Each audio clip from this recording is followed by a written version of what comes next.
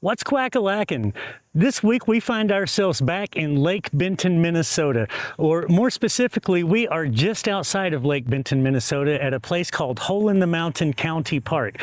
And this week we're going to get a look at an authentic pioneer cabin from 1860 and finally tie up the loose ends surrounding the legacy of White Lodge. And I know you're wondering who White Lodge is. Don't worry, I'm going to explain all of that to you as we move forward. But for now, let's just get moving. Hole in the Mountain Park, Lake Benton, Minnesota. Let's go.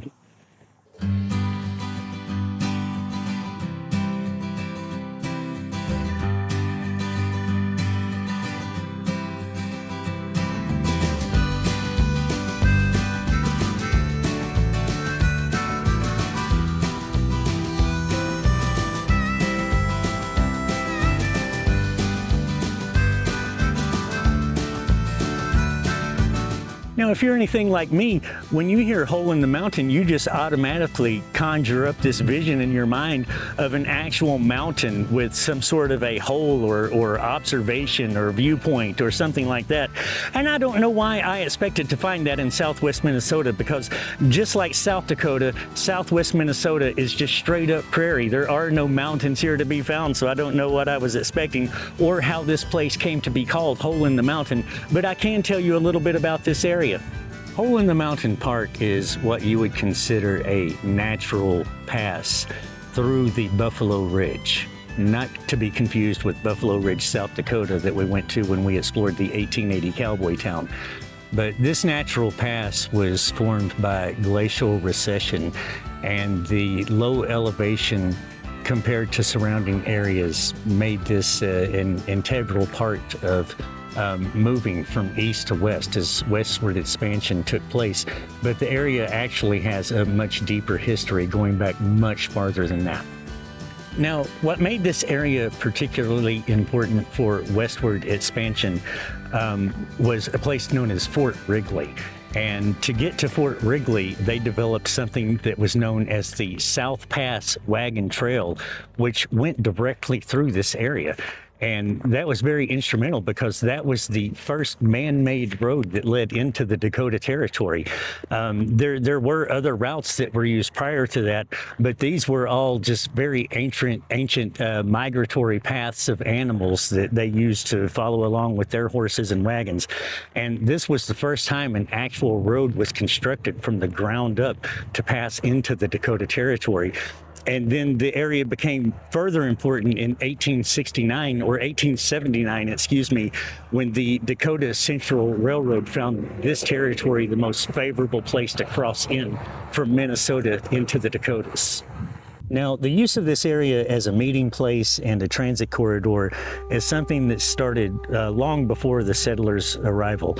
In fact, for centuries before the settlers arrived, this place was known as the Oceti Sakowin, which was the 7 sacred fires of the General Council of the Sioux Nation.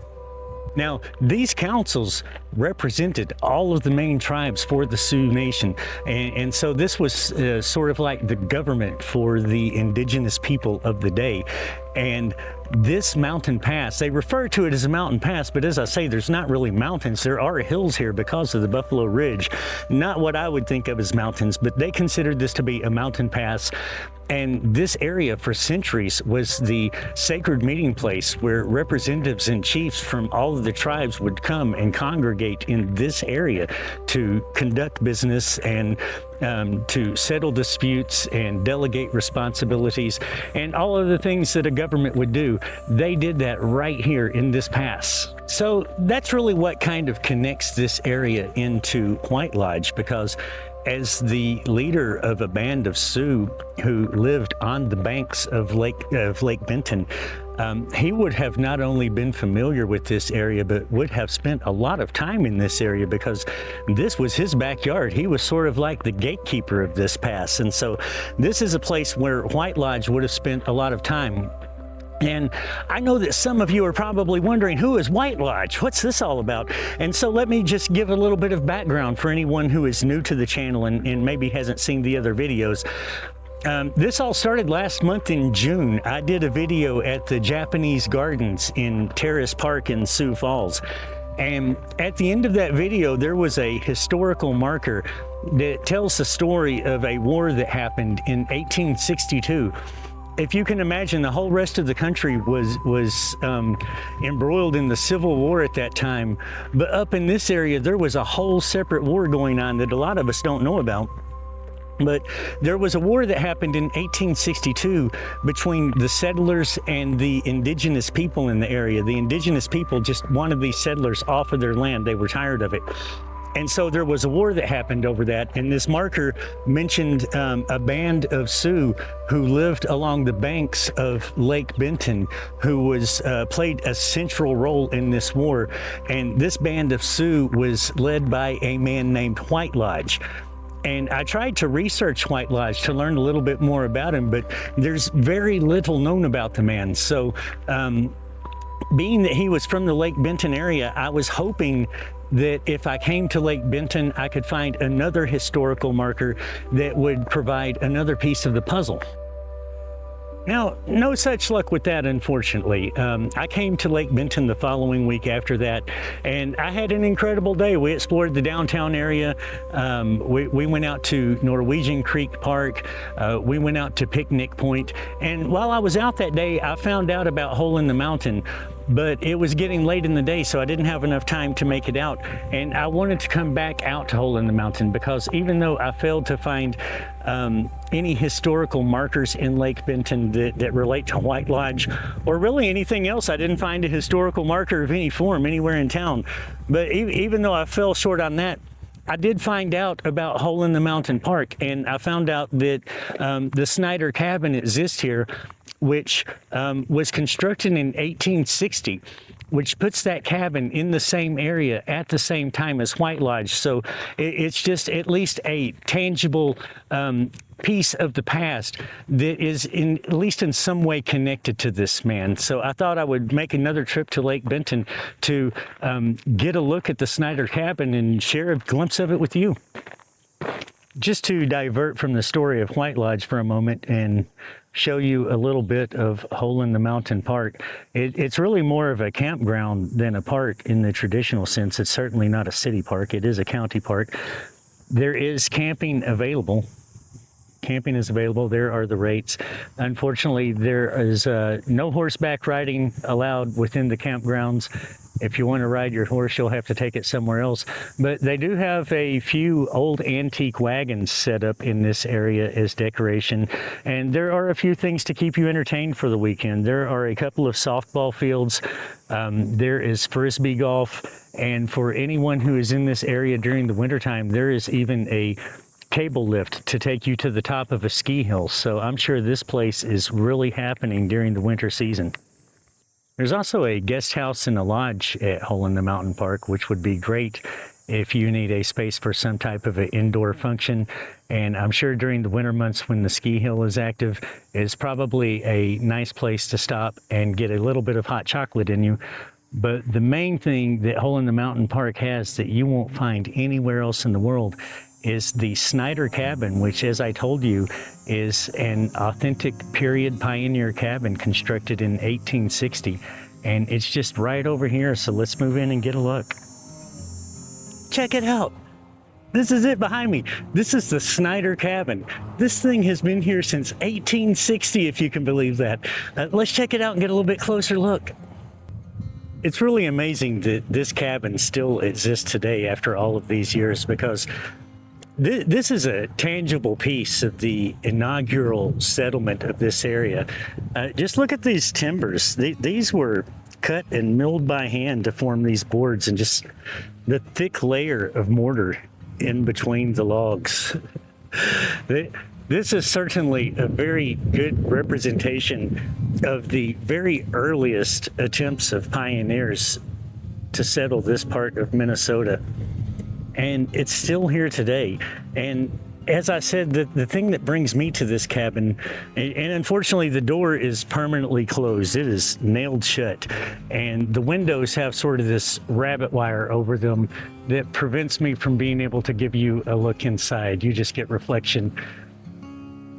But even from the outside, it's incredible. And look at the fireplace. around the corner. We can't see the fireplace from the outside, but we can see the chimney. Just look, some guy named Snyder in 1860 gathered all of these stones by hand to build this chimney. Check it out.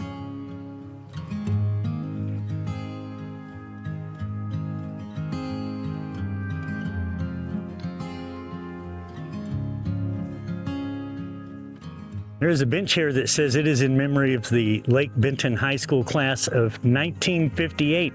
So if you graduated from Lake Benton in 1958, shout out. And as I said, what really drew me to this cabin was just simply the fact that this area would have been known and used by White Lodge. And this cabin is situated within his backyard. So he certainly knew of this cabin's existence and possibly even visited this cabin at one point in time. We really never know. Now you're probably wondering, Quackers, what is it about White Lodge? You see one historical marker and now you're making multiple trips out of state to try to find out about this guy. And that's part of it. It's just that there is so little known about him that it makes me want to learn more. It's about discovery. But it's also not so much about White Lodge as what White Lodge represents, because White Lodge was really the last of his kind. His band of Sioux were among the very last of the Plains Indians who lived free on the land as their ancestors had done for centuries. And he lived at a time when he saw his brothers and sisters being placed into what he viewed to be open-air prisons, and that's essentially what the reservations were, right? They, as I told you in the Pipestone video, they even had boarding schools where they took the native children away from their families and put them into these boarding schools. And I honestly didn't go into how deep that was, because they changed their clothing, they cut their hair, they forbid use of their indigenous language, and just really stripped away the culture and heritage. And so White Lodge, as someone who continued to live free on the land, saw this happening to his people, and he was outraged because he saw the writing on the wall that his way of life was coming to an end. And he wanted to fight against that, to rebel against that. And in his view, he was fighting to liberate his people and to restore and protect their way of life. And regardless of which side of history you fall on, whether you identify with the indigenous people or the settlers of that time, you have to respect the drive and the spirit of a man who's willing to put it all on the line to protect his way of life. But there's not a lot known about the man outside of that. And what the historical record seems to indicate is that following that war in 1862, which saw the entire settlement of Sioux Falls evacuated, following that, he began to see that he was fighting for people who weren't willing to stand up and fight for themselves, because he had thought that that war was going to be a flashpoint, that all the people on these reservations were going to stand up and fight for their way of life. And that's not what happened. They just stayed on the reservation, stayed quiet and domicile. And so following that war, he left the area, and not a lot is known about where he went or what happened to him. All we really know is that he and his band of Sioux followed the Missouri River south. And we don't know where they went or how far they went. We only know that they traveled south. And by all accounts, they lived out the rest of their lives naturally on the land, as their ancestors had done for many generations.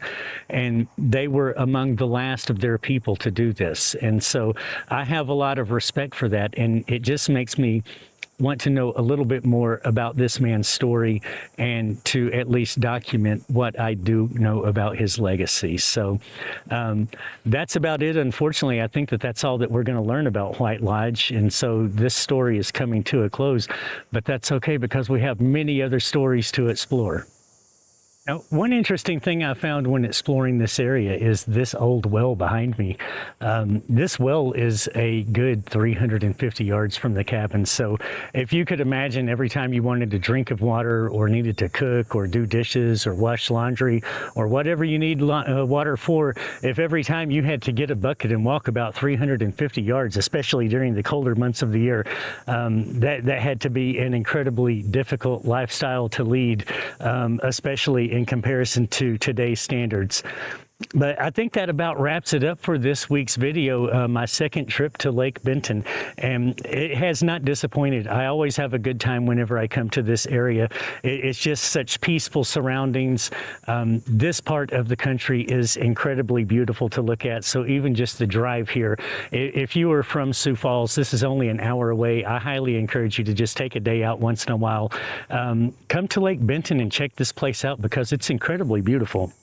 But I got outdoors. I went to a new place. Well, not really a new place, but a new place within a place I've been to before.